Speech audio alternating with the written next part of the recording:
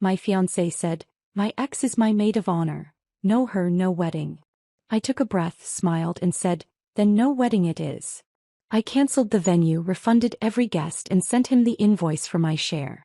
When his ex learned he'd be footing the bill instead of me, I finally toasted to freedom. I had already typed up the cancellation emails when Carrie announced his ultimatum about Lisa being his maid of honor. Something in his nervous energy at breakfast had warned me, so while he'd showered I'd opened my laptop and started drafting. Just in case. Grace, I need Lisa standing with me at the wedding. No her, no wedding, that's just how it is.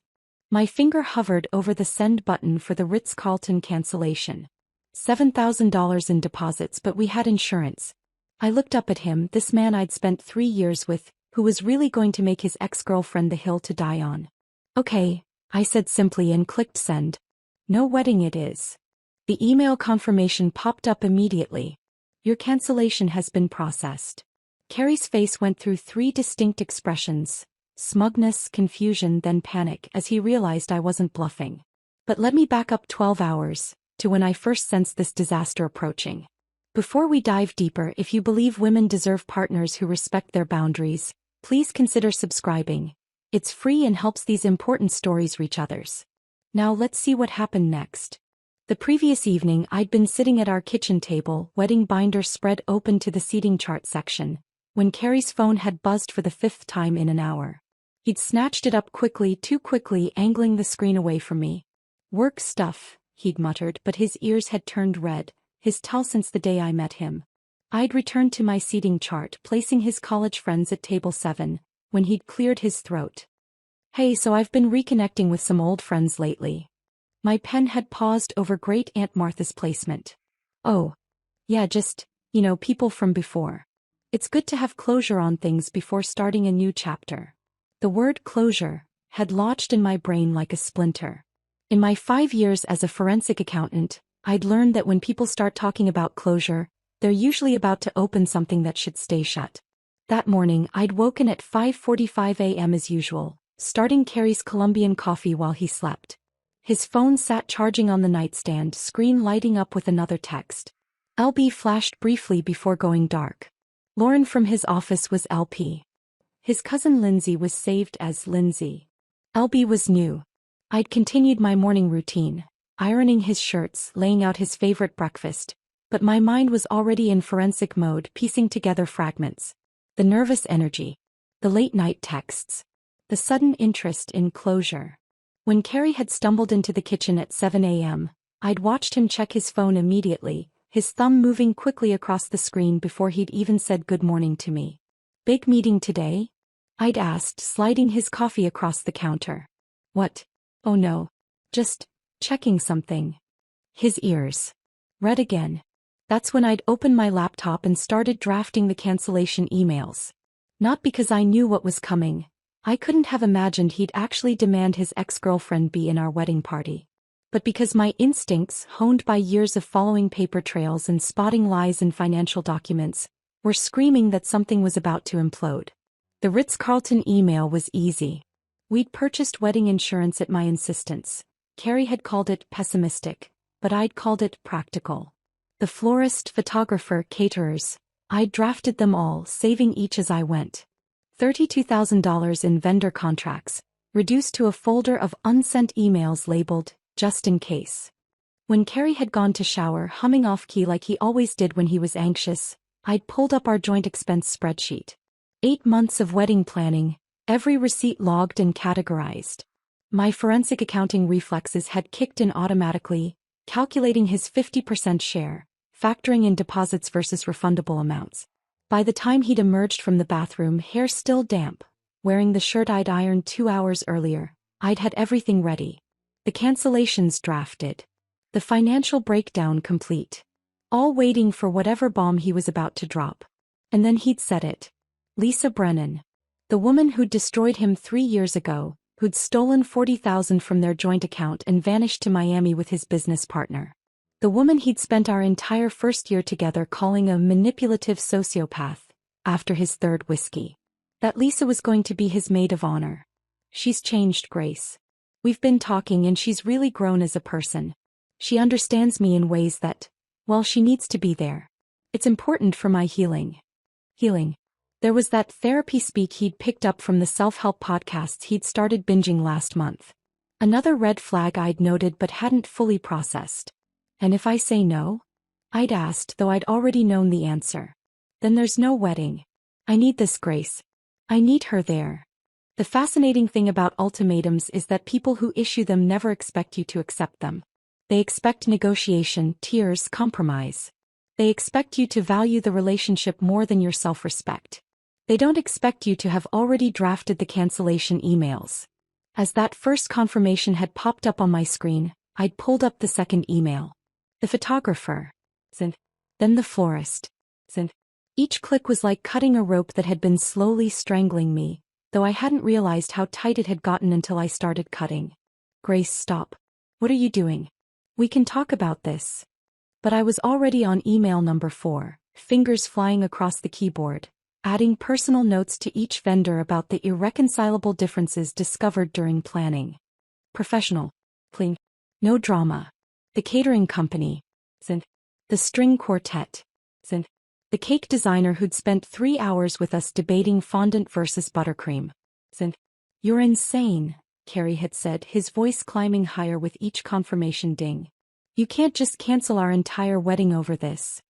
I'm not, I'd replied, pulling up the guest list spreadsheet. You did. You said no, Lisa, no wedding. I'm simply executing your decision. The best part was the paper trail. Every email contained the same line. Due to Mr. Mitchell's ultimatum regarding the wedding party, we must unfortunately cancel our event. Documentation. Evidence. The forensic accountant in me was practically purring. By the time I'd hit send on the final vendor email, the vintage car rental for our supposed getaway, Carrie had sunk into the chair across from me, face pale, finally understanding that I wasn't playing chicken with our future. I was ending it with the efficiency of someone who'd been trained to dismantle financial fraud schemes twice as complex as our wedding plans. The vintage car rental company's confirmation email had barely hit my screen when Carrie grabbed his phone and stormed out, slamming our front door hard enough to rattle the wedding photos we'd taken last month. I sat there in the sudden silence, laptop still warm, the reality of what I'd just done settling over me like dust after an explosion. But I wasn't finished. That evening I made pasta. Overcooked it completely, the noodles practically dissolving into mush, because my hands were shaking and I couldn't focus on something as simple as boiling water. Carrie had returned around 6, walking through the door with this practiced expression of patient understanding, like he was dealing with a toddler's tantrum. We need to talk about this rationally, he said, setting his briefcase down with deliberate calm. He'd changed into his power suit, the charcoal one he wore to board meetings when he needed to intimidate someone into submission. I served the pasta onto 2 plates, the sauce pooling around the mushy noodles like evidence of my mental state. There's nothing to discuss. You made your position clear. He sat down across from me, his movements precise and controlled. I recognized this version of him. CO Carrie, the one who'd negotiated million-dollar deals and hostile takeovers. Grace, you're being emotional. This isn't like you. You're right, I said, twirling my fork through the disaster on my plate. The Grace you know would have cried. Would have begged you to reconsider. Would have agreed to anything to keep the wedding on track. His jaw tightened, that little muscle below his ear pulsing. Lisa and I have history, yes, but... History. I set my fork down carefully. She stole $40,000 from you. She ran off with Derek, your business partner. You spent our entire first year together calling her a soul-sucking parasite. That's not history, Carrie. That's trauma. He leaned forward, adopting what I'd privately named his TED Talk pose. Earnest, engaged, selling you something you didn't know you needed. People change, Grace. She's been through therapy. We both have. Having her as my maid of honor would be symbolic. A statement that I've truly moved past it. The laugh that escaped me wasn't pleasant. A statement. Our wedding reduced to your personal therapy session. Either Lisa is my maid of honor or there's no wedding.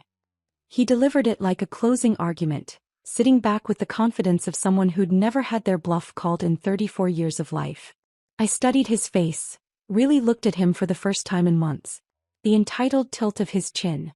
The way his fingers drummed against the table, already calculating my inevitable surrender. He genuinely believed I'd crumble. The wedding is already cancelled, I said quietly. I sent the last email an hour ago. Something shifted in his expression then, the CEO mask cracking. You're serious? Dead serious. I stood, leaving my untouched plate. I'll be in my office working on the financial breakdown. You should probably start checking your credit cards for any wedding-related auto payments. I spent that entire night in my home office, the one Carrie had suggested I convert to a nursery, when the time came. My wedding binder lay open beside me, 8 months of planning reduced to evidence for my new project. The laptop's screen glowed in the darkness as I built my masterpiece. A comprehensive spreadsheet that would have made my forensic accounting professors weep with pride. Every expense categorized. Every vendor payment tracked. Every receipt scanned and attached. I worked with the focused intensity I'd once applied to unraveling Ponzi schemes, except this time I was documenting the financial dissolution of my own future. At 1:47 a.m., I sent the Ritz-Carlton a formal cancellation email, CCing my lawyer friend Janet for good measure. The florist followed at 2:23 a.m., the photographer at 2:56 a.m. Each email contained the same clinical language. Due to irreconcilable differences discovered during wedding planning, specifically Mr. Mitchell's non-negotiable demand regarding the wedding party composition. By 3 a.m. I'd calculated everything. Total investment, $32,000. Potential refunds with insurance, $24,800. Total loss, $7,200. Split 50-50, Carrie owed me $3,600. But that didn't account for the deposits I'd paid from my personal account before we'd combined finances for wedding planning. Adjusted for that, his share came to exactly $7,200. I color-coded each line item. Created formulas that automatically updated if any vendor modified their refund amount. Added a payment tracking column with drop-down options. Pending, partial, complete, delinquent. The accountant in me was singing. The coffee maker gurgled its fourth pot as I moved on to the guest list. 200 names, each representing someone who'd cleared their calendar, bought gifts, made plans. They deserved better than finding out through gossip. At 4 a.m. I began crafting individual emails. Not a mass blast, that felt cowardly. Each message personalized but professional. To his college friends. We regret to inform you that the wedding has been cancelled due to fundamental differences that emerged during planning. To my relatives. After careful consideration, Carrie and I have decided not to proceed with the wedding. Your support has meant everything. My phone began buzzing at 4:17 a.m. Carrie's mother. I let it go to voicemail. Then my own mother.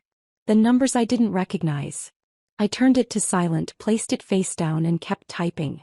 The sun was painting the sky pink and orange when I finally hit send on the last guest notification.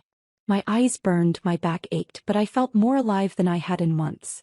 Every email sent, every spreadsheet cell filled, every document saved in triplicate to the cloud. It was like performing surgery on my own life, cutting away the diseased tissue with mathematical precision. At exactly 7 a.m. the doorbell rang. I knew it would be Carrie before I even looked through the peephole. He stood there in yesterday's clothes, wrinkled and wrong, his usually perfect hair sticking up at odd angles. You actually did it, he said when I opened the door. Not a question. A statement of disbelief. I handed him the printed invoice I'd prepared. Every line item highlighted in different colors according to payment status. Your share is $7,200. I accept Venmo, wire transfer or certified check. Payment due within 30 days. He stared at the papers, his hands actually trembling. This is insane, Grace. You can't invoice me for our wedding. I'm not invoicing you for our wedding, I corrected, pouring myself another cup of coffee with steady hands. I'm invoicing you for your half of the financial losses incurred by your ultimatum. We need to talk about this. Lisa doesn't have to. Stop. The word came out sharper than intended. You made your choice. Lisa or no wedding. I'm simply facilitating your decision. That's when his anger finally surfaced, replacing the shock. You're being vindictive. Petty. This isn't the Grace I fell in love with. You're right, I agreed. The Grace you fell in love with would have sacrificed her self-respect to keep you happy. That Grace is gone. You'll regret this, he said, voice rising. When you're alone and realize what you threw away. I threw away nothing. My voice remained level, professional. Check or Venmo works fine. From my bedroom I heard movement. Marcus, who'd crashed there after I'd called him at midnight, appeared in the hallway. 6'3" of protective big brother, still in yesterday's jeans and t-shirt, looking like he'd been waiting for an excuse to intervene. Carrie's face went from red to pale. He looked between us, calculations running behind his eyes, then turned and left without another word. I stood there in my doorway, invoice carbon copy still in my hand, watching him drive away in the BMW we'd picked out together. The morning sun was fully up now, birds singing, the world continuing its rotation as if nothing had changed. Everything had changed. Marcus made coffee while I stood at my kitchen window, watching Carrie's BMW disappear around the corner. The morning felt too quiet, too normal for what had just happened. My phone vibrated on the counter. 14 missed calls, 23 texts. I left it all unread. You should eat something, Marcus said, sliding a plate of toast toward me. I'm not hungry. Eat anyway. I took a small bite, the bread like cardboard in my mouth. Marcus leaned against the counter, studying me with that older brother look that meant he was debating whether to push or let me process. My phone buzzed again. This time I glanced at the screen. Janet calling. It's barely 8 in the morning, I muttered, but something made me answer. Janet, I can't really talk right. Grace, shut up and listen. Her voice was hushed, urgent. I'm at the office. Carrie's here and so is Lisa. My hand tightened on the phone. What? I came in early to finish the Morrison audit and they're in conference room B. The walls are thin, Grace. They're screaming at each other. I heard rustling, then Janet's breathing as she apparently moved closer. Suddenly Lisa's voice came through, shrill and clear. You want me to help pay for the wedding I supposedly ruined? Are you completely insane? Carrie's response was muffled, but I caught fragments. Told you this would happen. Your idea to push for maid of honor. I'm recording this, Janet whispered. Hold on. The next few minutes were a masterclass in relationship destruction. Through Janet's phone, I heard Lisa raging about Carrie using her as an excuse, about him being too weak to commit. Then Carrie's voice, clearer now, desperate. I needed you there to prove I was over you. The whole wedding was supposed to be closure. Closure. Lisa laughed, bitter and sharp. You've been texting me every night for 6 months. You told me you still loved me last week. My legs went weak. Marcus grabbed my arm, guided me to a chair. I was confused, Carrie protested. Getting married was making me crazy. I just needed to know. You needed to mark your territory, Lisa spat. Both of us did. We're toxic, Carrie. We've always been toxic. And that poor woman was just collateral damage in our sick game. The recording cut off. Janet came back on the line. I've got about 3 more minutes recorded. I'm sending it now. Grace. I'm so sorry. After Janet hung up, I sat there staring at my phone as the audio file arrived. Marcus played it through his phone, his face darkening with each word. When it ended, he very calmly walked to my cabinet, pulled out a mug and threw it against the wall. Feel better? I asked. Little bit, yeah. My phone rang again. Unknown number. I almost didn't answer, but something made me swipe accept. Is this Grace Winters? Male voice, unfamiliar, tired. Who's asking? My name's Derek Coleman. I guess I'm Lisa's ex-boyfriend now. We need to talk. The coffee shop Derek suggested was one of those aggressively neutral places. Beige walls, instrumental jazz, the kind of spot where people had awkward conversations about custody arrangements and severance packages. He was already there when I arrived, hunched over a laptop at a corner table. You're Grace, he said. It wasn't a question. You look like your Instagram photos. The ones from before you met him, I mean. You looked happier then. I sat down, unsure what to say to Lisa's boyfriend. Ex-boyfriend. I found out about them 3 days ago, Derek continued, turning his laptop toward me. Lisa left her email open. I wasn't snooping, just trying to find a dinner reservation confirmation and... He gestured at the screen. 6 months of messages. I leaned forward, reading. My stomach turned with each exchange. Carrie telling Lisa about our wedding plans but framing everything around her. Grace wants roses, but remember how you always loved peonies. Lisa responding with memories of their relationship, moments that supposedly meant nothing now but clearly meant everything. This one's from 2 months ago, Derek said, clicking to a new message. Read it. Carrie had written, "Once I'm married and settled, Grace will have to accept you in our lives. It'll be easier then. She won't be able to be jealous or insecure when you're officially just a friend." Lisa's response, "I need to see you marry someone else to finally let go. I need to watch you commit to her so I can stop hoping."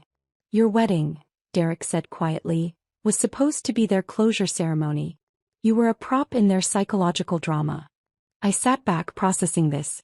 How long were you and Lisa together? 2 years. I was going to propose next month. He laughed, bitter. "I actually asked Carrie for advice about rings last week. He recommended the place where he got yours." We sat in silence for a moment, two people discovering they'd been supporting actors in someone else's tragedy. "I'm sending you everything," Derek said, fingers flying across his keyboard. Screenshots, emails, even some photos from her phone that auto-synced to our cloud. They met up at least once a week for the past 6 months. Always in public, nothing technically crossing lines, but emotional affairs don't leave physical evidence, I finished. Exactly. My phone dinged repeatedly as files arrived. Dozens of them. Evidence of a relationship that never really ended, just went underground. "Why are you telling me this?" I asked. Derek closed his laptop, met my eyes directly. "Because when I confronted Lisa, she tried to gaslight me. Said I was imagining things, being jealous, controlling. For about 5 minutes I actually wondered if I was crazy. Then I remembered that's what she did to Carrie when she cheated with his business partner. Pattern behavior." He stood to leave, then paused. "You saved me years of my life by canceling that wedding. Thank you for being stronger than the rest of us." I drove home in a daze, my phone continuously pinging with messages I couldn't bring myself to read yet. When I pulled into my driveway, my mother's car was already there. She stood on my porch with a cardboard box, looking older than I'd noticed before. "Marcus called me," she said simply. "Told me what happened." Inside, she set the box on my kitchen table. "These are your father's things. Some papers, letters, things I've been meaning to give you. Mom, this isn't really the time." "Grace." She took my hands, her eyes filling with tears. "I have to tell you something. 3 months ago I saw Carrie at the Marriott bar downtown. With a blonde woman. They were sitting very close, laughing, and she kept touching his arm." The room tilted. "You saw them? And didn't tell me?" "I wanted to. But you seemed so happy and I hoped I was wrong. That it was a business meeting or..." She pulled out an envelope from the box, my name written on it in Dad's handwriting. "Your father wrote this when you started dating Carrie. He asked me to give it to you when you needed it. I think you need it now." I took the letter with shaking hands but couldn't open it. "Not yet. There's more," Mom said quietly. "The woman at the bar? She was wearing a necklace. A distinctive one with a butterfly pendant. You gave me one just like it for Christmas 2 years ago. Said you'd gotten a matching one for Carrie's assistant as a thank you gift.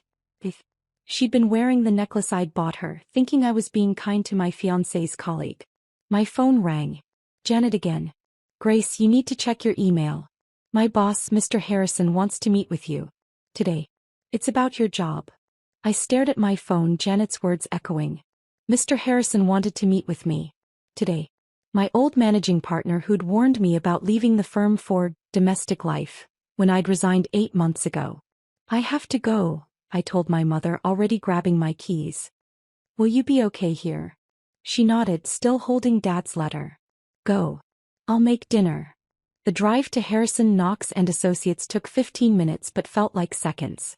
My mind raced through possibilities. Why would he want to see me now? Janet had mentioned the Morrison audit, but that wasn't my case anymore. I was pulling into the parking garage when my phone rang. Unknown number, but the area code was familiar. Carrie's apartment building. "Miss Winters." A gruff voice, concerned. "This is Tony, security at the Meridian. You're still listed as Mr. Mitchell's emergency contact." My hands tightened on the steering wheel. "Is something wrong?" "There's a situation. A woman, Lisa something, she's in the lobby throwing his belongings everywhere.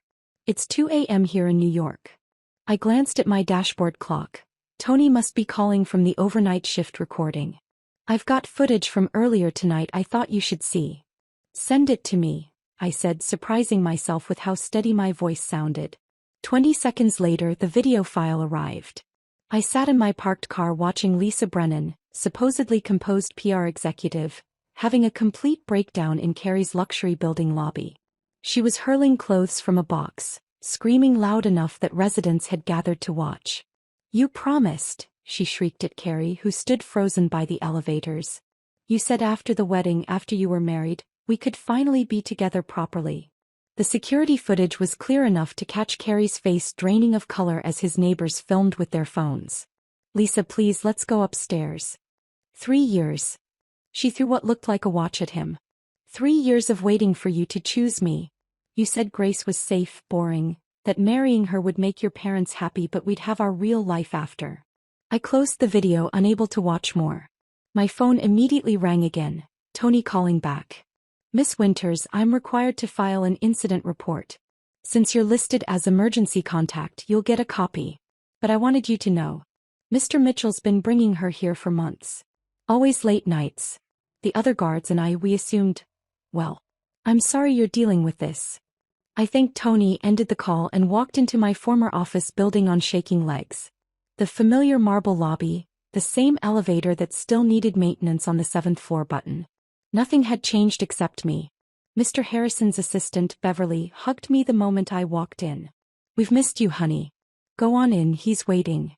Harrison's office overlooked downtown, all glass and dark wood and power.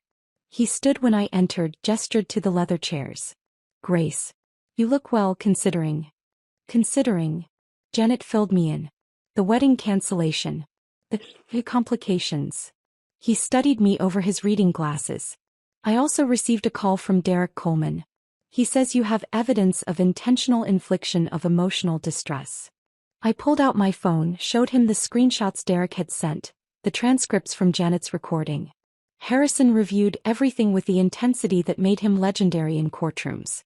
"This is deliberate deception," he said finally. "Fraud, essentially. Mr. Mitchell entered into wedding contracts knowing he had no intention of following through in good faith." He leaned back. "I'm assigning Melissa Chin to draft an addendum to your invoice. Given this evidence, your emotional distress claim is rock solid. I'd say $9,500 total is conservative. Mr. Harrison. Call me Richard. You're not my employee anymore, though we should discuss that too." He smiled, the rare genuine one he saved for moments that mattered. "Your position, senior forensic accountant, it's still open. We've been using contractors waiting to see if you'd come back. But I'm prepared to offer you something better. Senior partner track. Your name on the letterhead within 2 years." My throat tightened. "Why?" "Because someone who can handle this level of personal catastrophe with your precision and professionalism is exactly who I want representing this firm. Also," he added, pulling out a folder, "the Morrison audit Janet's working on? It's connected to one of Lisa Brennan's PR clients. Potential money laundering. We could use your expertise." I left Harrison's office an hour later with a job offer, a legal strategy, and something I hadn't felt in months: professional purpose. But the universe wasn't done with its revelations. My phone buzzed. Text from Janet. "Emergency girls meeting. My place. 6 p.m. No arguments." When I arrived at Janet's apartment that evening, I found my entire friend group assembled. Janet, of course, but also Meredith from book club, Sarah from my old gym, even Denise who'd moved to Seattle but was on video call. "Intervention," Janet announced. "Not the sad kind. We're finally telling you everything kind." They'd prepared a presentation. An actual PowerPoint. "Red flags we saw but didn't say," read the first slide. "He made you quit your job," Meredith started. "Convinced you to stop going to the gym because couples should work out together," added Sarah. "Remember when he threw out your power suits because they were too aggressive?" Denise called from the laptop screen. Slide after slide of moments I'd rationalized, dismissed, forgiven. The time he'd shown up at our girls' night because he missed me too much. How he'd slowly replaced my friends with his approved couple friends. The way he'd convinced me that wedding planning was more important than maintaining my CPA certification. "We made something," Janet said, pulling out a scrapbook, "to remind you who Grace Winters actually is. Photos of me accepting the Forensic Accountant of the Year award. Newspaper clipping from when I'd testified in the Morrison embezzlement trial. My marathon medal from 2 years ago, before Carrie decided running was unfeminine. Pictures from my promotion party, the one Carrie had made me leave early because he had a headache. You disappeared, Sarah said quietly.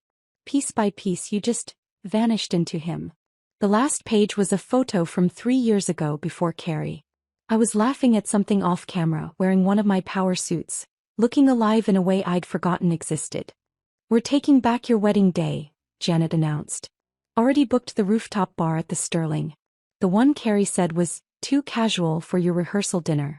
We're calling it your Liberation Day party. I was trying to form words to thank them when my phone rang. Unknown number again. Grace Winters. A woman's voice, formal. This is Catherine Mitchell, Carrie's mother. My friends went silent watching my face. Mrs. Mitchell. We need to meet. Tomorrow Café Luna, 2 p.m. It's about Carrie's history. Things you deserve to know. She paused. Please. Just give me an hour. I told Catherine Mitchell I'd meet her, then hung up and looked at my friends' concerned faces. I need to go, I said, though what I really needed was to be alone, to process everything that kept crashing over me in waves. Janet squeezed my hand. Call if you need us. Any time. I drove home to find Mom had made chicken soup, Dad's recipe. We ate in comfortable silence until she pulled the cardboard box closer. There are more letters in here. Other things too. She left me alone at the kitchen table with the box. I waited until her car pulled away before reaching for the envelope with my name in Dad's careful handwriting. The paper was cream-colored, his law firm letterhead. Dated 3 months after I'd started dating Carrie. My hands trembled as I unfolded it. My dear Grace, it began. By the time you read this, I'll be gone and you'll probably be facing something that's making you question everything. I'm writing this because I see signs that worry me, and I won't be there to say these words when you need them. I had to stop vision blurring. Dad had been fighting cancer when he wrote this, knowing he had maybe 6 months left. Your young man came to dinner last week. He's charming, successful, everything a father should want for his daughter. But Grace, I watched him correct you 3 times during dinner. Small things, how you held your fork, the wine you ordered, the way you laughed at your mother's joke. Each time you adjusted yourself, made yourself smaller. Baby girl, if someone makes you smaller to feel bigger, that's not love. That's theft. The words hit like physical blows. I remembered that dinner. Carrie had been so attentive, so perfect. Dad had seemed distant and I'd thought it was the pain medication. You've always been bright, fierce, independent. Your mother says you get that from me, but we both know you surpass us both. Don't let anyone convince you that your strength is a flaw to be fixed. The right person will see your fire and want to stand beside it, not extinguish it. Trust your gut over grand gestures. Keep your own bank account, your own friends, your own dreams. A real partner won't feel threatened by your independence. They'll celebrate it. The letter went on, 2 more pages of wisdom I'd needed months ago. Or maybe I'd needed to lose myself first to understand what I'd lost. I sat in my kitchen until midnight, crying for the first time since Carrie's ultimatum. Not delicate tears, but body-shaking sobs that left me exhausted and somehow cleaner. The next morning I had appointments with vendors about refunds. The Ritz-Carlton was first. Patricia, the event coordinator, met me in the marble lobby with a folder and an expression of barely concealed relief. I'll be honest, Miss Winters, she said, leading me to a private office. When you cancelled, several of our staff members were relieved. Excuse me. Patricia hesitated, then seemed to make a decision. Mr. Mitchell and his friend Lisa Brennan, they've been meeting here regularly. Always in the bar, always for hours. Last month she tried to change your centerpiece orders, claiming she was your wedding planner. When we verified with you, Mr. Mitchell called to apologize, said she was overly enthusiastic. My stomach turned. How often did they meet? Monthly at least. Sometimes more. Patricia pulled out a receipt folder. Your refund is already processed. Full amount minus the standard administration fee. And Miss Winters? Congratulations on dodging that bullet. The photographer, James, was even more direct when I met him at his studio. Your fiancé was condescending during the engagement shoot, he said, pulling up the contact sheets on his computer. Look at your body language in these. I leaned forward, seeing what I'd missed before. In every photo I was slightly turned away from Carrie, shoulders hunched, smile forced. He was always touching me possessively, hand on my lower back, arm around my shoulders, fingers gripping my waist. "I've been doing this 20 years, James said. I can spot a controlling relationship through my lens. I actually told my assistant I hoped you'd cancel." The florist, a sweet woman named Rosa, had her own revelation. "That woman Lisa, she called 3 times trying to change your bouquet. Insisted you'd want lilies instead of roses. When I confirmed with you, you seemed confused but agreed." Rosa pulled out her order forms. "You originally wanted peonies, remember? Your favorite. But Mr. Mitchell said they were too casual for the venue." Each vendor, each revelation, another crack in the facade I'd built around my relationship. I'd been so focused on creating the perfect wedding that I'd ignored every warning sign. At 3 a.m. that night, my phone buzzed. Voicemail notification. Unknown number, but the voice was unmistakably Lisa's, slurred and desperate. "Grace, it's me. I know you hate me and you should, but I need to tell you something." I orchestrated all of it. Getting back in touch with Carrie, becoming his friend, pushing to be in the wedding. I was going to object during the ceremony as a joke, but not really. I needed to mark my territory, show everyone he still loved me. But it backfired. Everything backfired. Derek left me, my company's putting me on leave because someone leaked those screenshots, and Carrie won't even answer my calls now. There was a pause, the sound of her crying. "I'll pay his debt to you. All of it. The whole $7,200. Just sign an NDA saying you won't share anything else about us. Please. My career depends on reputation and this is destroying everything. I'm sorry. I'm so sorry for everything."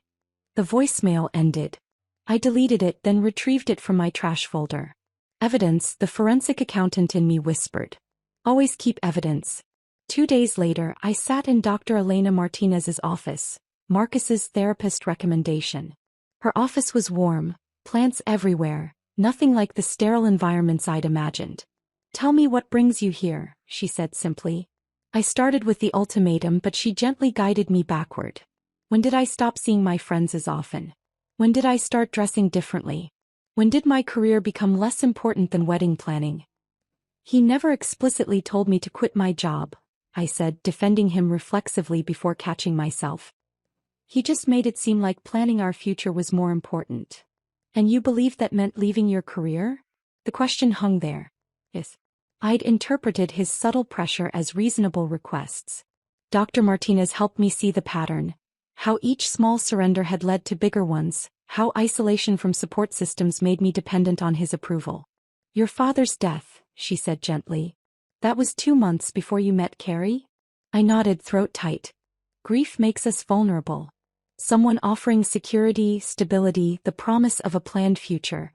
That would have been powerfully attractive when you were mourning someone who represented safety. We talked about the woman in the scrapbook photos, the one who'd won awards and run marathons. "She's still you," Dr. Martinez said. "Just buried under layers of someone else's expectations." As I left her office, I felt something shifting. Not healing yet, too soon for that, but an awakening. The Grace who'd calculated vendor refunds and created vengeful spreadsheets? She was the same one who'd testified in federal court and solved million-dollar fraud cases. I sat in my car afterward, pulled out my phone and did something I hadn't done in 8 months. I called my old running group and signed up for next week's morning jog. The running group text confirmation had barely sent when my phone rang. Derek Coleman again, but this time his voice carried urgency rather than exhaustion. "Can you meet me tomorrow? Same coffee shop, but bring your laptop. I found something you need to see." I agreed, then spent the rest of the evening organizing every piece of financial documentation from my relationship with Carrie. Bank statements, credit card bills, investment accounts. The paper trail of 3 years laid out across my dining room table. The forensic accountant in me had awakened fully and she was hunting. Derek was already there when I arrived the next morning, his laptop open, legal pad covered in notes. He looked like he hadn't slept, but his eyes were sharp, focused. "Joint credit card," he said without preamble, sliding a statement across to me. "Lisa and Carrie opened it 6 months ago. They've been charging dinners, hotels. Look at this one." I studied the charge. The Rosemont Inn 2 hours north. 3 separate weekend charges over the past 4 months. Always when I'd thought Carrie was at conferences. "That's not all," Derek continued, pulling up his laptop screen. Remember how Lisa suddenly had money for that new BMW? He told me it was a bonus from work. But look at this property record. The screen showed a rental property listing in Lisa's name, purchased 4 months ago. The down payment amount matched a loan Carrie had taken from his investment account. Something I'd questioned at the time, but he'd said it was for a business opportunity with his brother. They bought property together, I said, the implications hitting me. While we were planning our wedding, they were making joint investments. Derek nodded grimly. There's more. I found emails about a business venture they were planning. A consulting firm that would launch, get this, right after your honeymoon. We spent the next 3 hours building a comprehensive financial map. Derek's legal expertise combined with my accounting skills created a devastating picture of deception. Every business dinner, Carrie had expensed. Every client meeting that ran late. Every weekend conference that required him to be unreachable. We could file charges, Derek said quietly. This is fraud. They used our money to fund their relationship. My phone buzzed. Marcus texting, at the gym. Guess who just walked in? I showed Derek the message. My brother. He and Carrie belonged to the same gym. Tell him to stay calm, Derek advised, but I knew Marcus better than that. He will, I said. Marcus doesn't lose his temper. He does something worse, he tells the truth. 20 minutes later my phone rang. Not Marcus, but someone named Brad who apparently worked out at the same gym. You don't know me, Brad said, but I just watched your brother absolutely demolish some guy named Carrie, and I thought you should know it was beautiful. Was there a fight? No, that's what made it art. Brad was clearly enjoying this. Your brother was doing bench presses when Carrie approached him trying to act casual. Marcus just set down his weights, stood up, and in this completely calm voice that carried through the entire gym, started listing everything this guy did to you. I put Brad on speaker so Derek could hear. He said, real men don't need their ex-girlfriends as emotional support animals. Real men don't isolate their partners from their careers. Real men don't make women smaller to feel bigger. And real men definitely don't give ultimatums about wedding parties while secretly buying property with their ex. Derek's eyes widened at that last part. The whole gym went silent, Brad continued. Like 40 people just stopped working out to listen. Carrie tried to defend himself, but Marcus just kept going. Listed every red flag, every controlling behavior, never raised his voice once. When he finished, he picked up his weights and went back to his workout. Half the gym applauded. Carrie literally ran out. After Brad hung up, Derek and I sat in stunned silence. Then he started laughing. Not happy laughter, but the kind that comes from recognition. Your brother just did what I fantasized about doing to Lisa's father when I found out about the affairs. Pure truth, publicly delivered. We were packing up our evidence when a woman approached our table. Mid-60s, expensive suit, perfectly styled silver hair. I recognized her immediately. Catherine Mitchell, Carrie's mother. Mrs. Mitchell? She sat down uninvited, placing a leather folder on the table. I know we were supposed to meet tomorrow at Café Luna, but this couldn't wait. She looked at Derek. Mr. Coleman, I'm glad you're here too. This concerns you as well. Catherine opened the folder, revealing documents, photos, screenshots. I hired a private investigator 3 months ago. Not to spy on you, Grace, but to investigate Lisa Brennan. Why? I asked. Because this is the 3rd time my son has done this. The pattern is always the same. Successful, independent woman, whirlwind romance, gradual isolation, and then Lisa reappears. Catherine's voice was bitter. His first fiancée, Jennifer, broke things off 2 weeks before their wedding when Lisa showed up at her workplace. The second, Amanda, lasted until Lisa convinced Carrie she was having an affair. He pulled out a document. Lisa Brennan has 2 restraining orders from previous boyfriends. She targets men with money and emotional vulnerabilities. My son, unfortunately, provides both. Derek leaned forward. You're telling us your son is also a victim? Catherine's laugh was sharp. My son is a willing participant who enjoys the drama. But Lisa is a professional. Look at this. She showed us a pattern of behavior spanning 8 years. 3 other men, all wealthy, all left financially damaged after relationships with Lisa. Why are you showing us this? I asked. Because you have the power to destroy them both, and frankly they deserve it. But I'm asking you to consider letting Carrie learn this lesson without complete annihilation. Lisa, however. She pushed the folder toward me. Do whatever you think is just. She left without waiting for a response. That evening, Janet called an emergency planning meeting at her apartment. Operation Liberation Day, she'd named it. The rooftop bar is booked, she announced. The one at the Sterling that Carrie said was too casual. Perfect views, amazing cocktails and room for 75 people. 75? I asked. Everyone who got a wedding cancellation email is invited to your freedom party instead, Meredith explained. We're calling it an unwedding. A celebration of dodging a bullet. They'd thought of everything. A DJ who specialized in empowerment anthems. A cake decorated with broken chains. Even a photographer to capture what Janet called the beginning of Grace's actual life. There's one more thing, Janet said, grinning. Remember that forensic accounting award you won 3 years ago? The one Carrie made you late to because he had a crisis that turned out to be a parking ticket. I nodded, the memory stinging. Well, Harrison called. The business community wants to honor you again. For extraordinary integrity in personal and professional conduct. They want to present it at your party. I looked around at these women who'd stood by me, who'd collected evidence of my disappearance while waiting for me to wake up. We're taking that day back, Sarah said firmly. What was supposed to be the day you lost yourself becomes the day you reclaimed everything. Derek had been quiet, but now he spoke up. I'll be there if you'll have me. Solidarity in survival, right? As they planned and plotted, I felt something I hadn't experienced in months. Anticipation. Not for revenge exactly, but for recognition.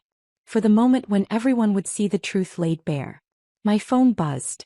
A text from an unknown number. This is Robert Mitchell, Carrie's father. What Catherine did today was right. Carrie needs consequences. Stop protecting him from himself. A father who failed. I stared at Robert Mitchell's text for a long moment, then deleted it.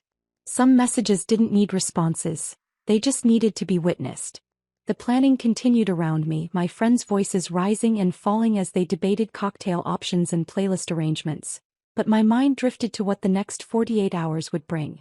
2 nights before what would have been my wedding day, I was home reviewing Derek's lawsuit documents when my doorbell rang at 10 p.m. Through the peephole, I saw Carrie swaying on my doorstep, wearing the Tom Ford suit I'd bought him for his birthday last year. His tie was crooked, his hair disheveled, and even from inside I could smell the whiskey. I opened the door but didn't invite him in. Carrie. Grace. His voice was thick, words slightly slurred. I need to talk to you. It's late.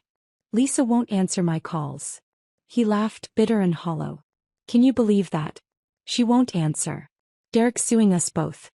My parents paid your invoice to avoid the lawsuit. $9,500, Grace. They paid it an hour ago. I felt my phone vibrate in my pocket but didn't check it. That's between you and them.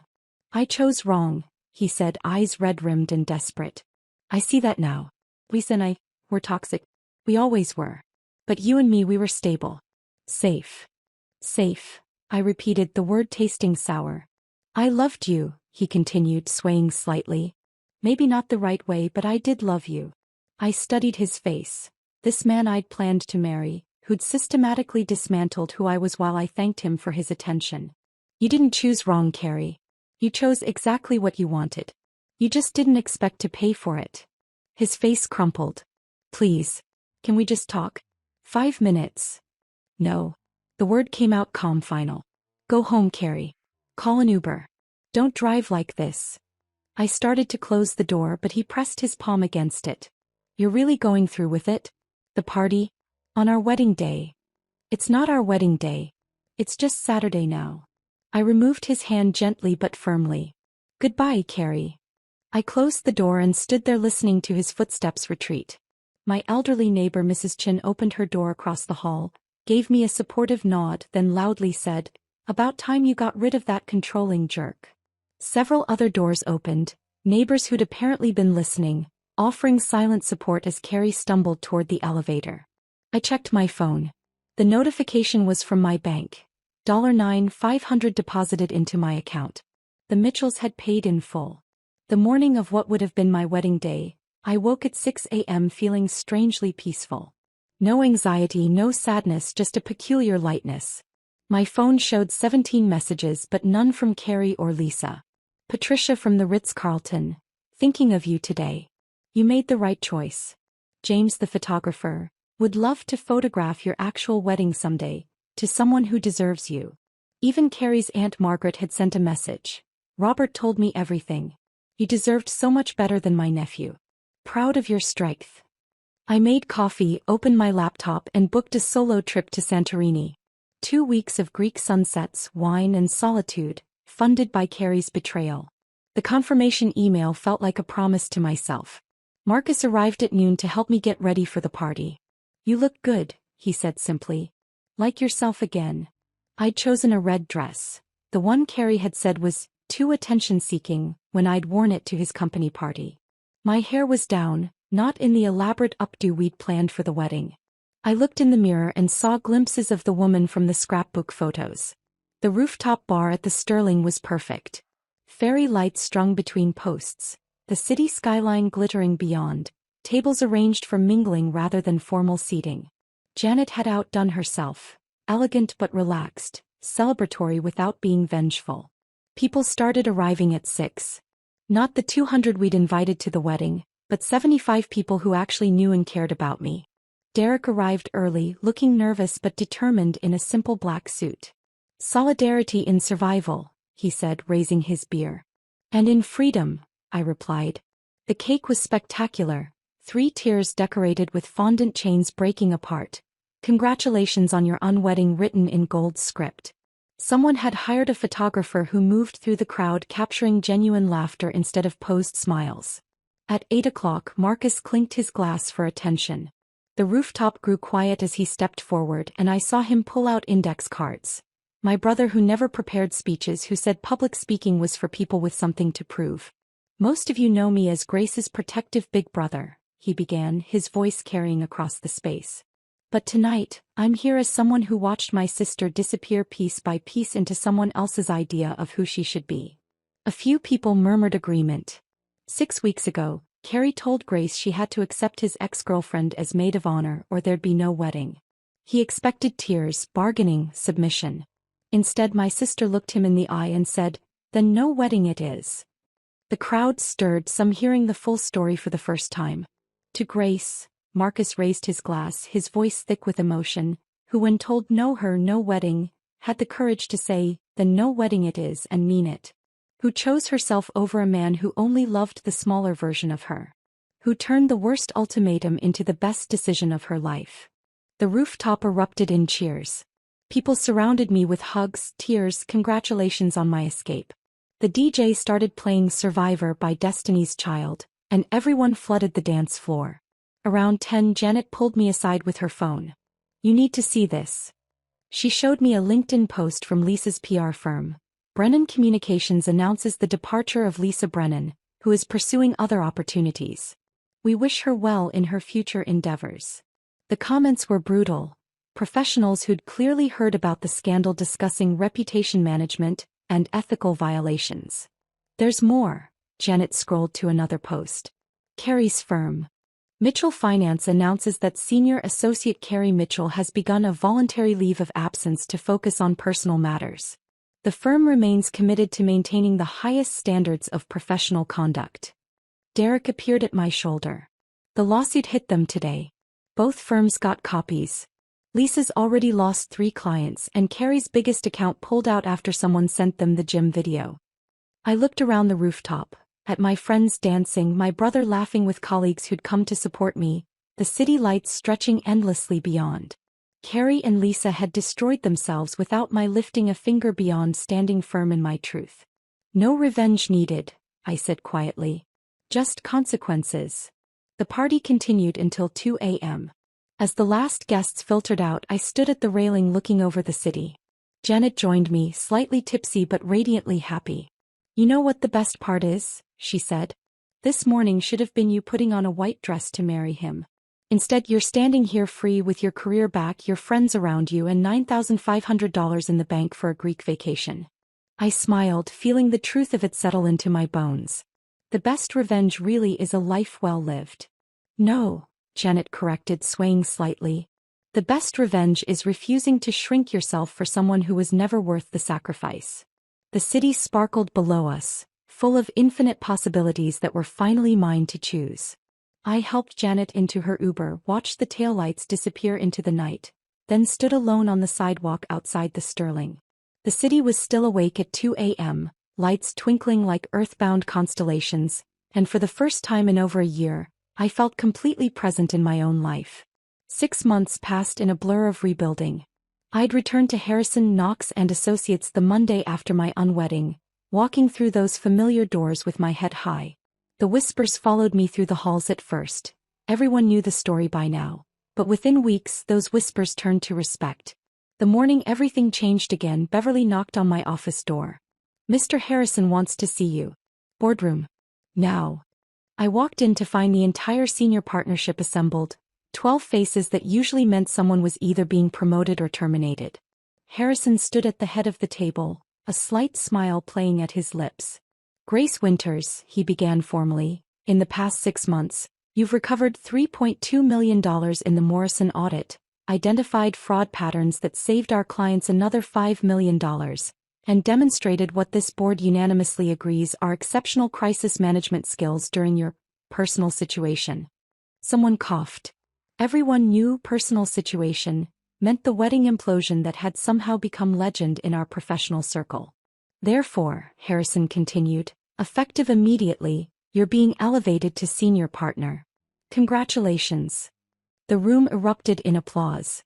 My name would be on the letterhead. Harrison, Knox, Winters and Associates. The salary increase meant I'd be earning triple what Carey made, or used to make, since I'd heard through LinkedIn he was still on indefinite leave. "There's one more thing," Harrison added as people filed out. "That pro bono program you proposed, helping women identify financial abuse in relationships? The board approved it. Full funding. You'll head it up." I stood there in the empty boardroom, looking out at the city through floor-to-ceiling windows, and thought about the woman who'd sat at this same table 18 months ago, resigning to plan a wedding. 2 weeks later I was in Santorini, standing on a terrace overlooking the caldera. The sun was setting, painting the sky in shades of pink and gold that photographers spend lifetimes trying to capture. My phone propped against a wine bottle, I video called Marcus and Mom. "Look at that view," Mom breathed through the screen. "Look at you," Marcus corrected. "You look like yourself again." "No, you look better. You look free." "I've been thinking," I said, watching the sun sink toward the horizon. "About writing a book. About everything that happened, but more than that. About recognizing emotional manipulation disguised as love. About the slow disappearance of self that happens so gradually you don't notice until you're gone." "Do it," Marcus said immediately. "Turn it into something that helps others." "Dad would be proud," Mom added softly. After the call ended, I sat on that terrace until the stars came out, Greek wine warming my chest, and started writing the first chapter on my laptop.